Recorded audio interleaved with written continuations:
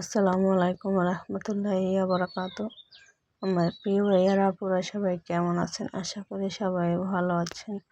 আলহামদুলিল্লাহ, আল্লাহর অসীম রহমতে আমিও ভালো আছি। তো প্রতিদিনের মতো চলে আসলাম নতুন একটি ভিডিও। আজকে এই ভিডিওটা শুরু করলাম রান্না থেকে বিকেলের।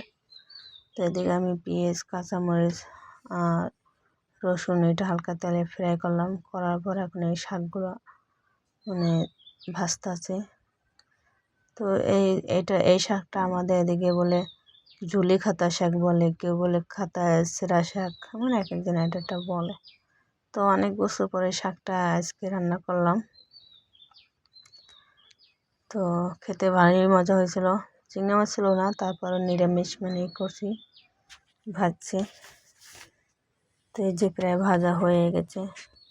আর এই রোজা রমজানের দিন কে জানি মাছ মাংস এগুলো খেতেই মনে চায় না। একটু শাক শাক পাতা অথবা ভর্তা হলে তা কড়া ভাত খাওয়া যায়, নাহলে তাও খেতে পারি না।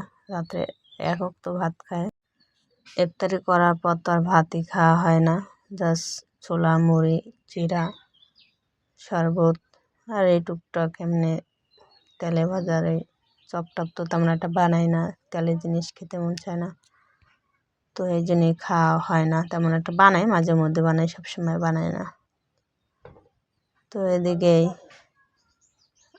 মাছ দিয়ে টাকি মাছ দিয়ে কদু রান্না করবো।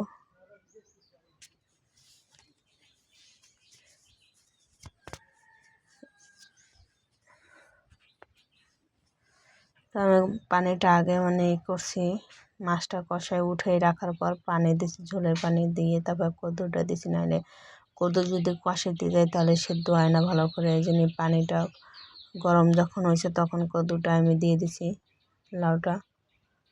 তো এখন এই মাছটা উপরে থেকে দিয়ে দিতেছি। তো এদিকে ছোলা সেদ্ধ দিছি। তো ছোলার জন্য এখন এই পেঁয়াজ কাঁচামরিচ জিরা বাটা দিয়ে মিশিয়ে এখন এটা একটু ভাজবো।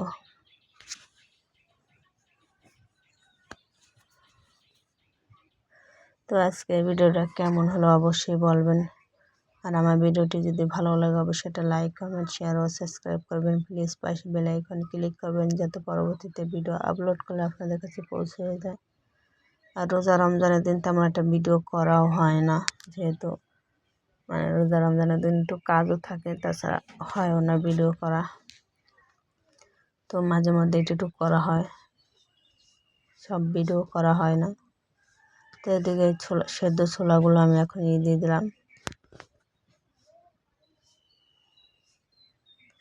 দেখতে দেখতে রোজা 8টা চলে যাচ্ছে। তো এই ভিডিওটা হচ্ছে 7 রোজার ভিডিও করা।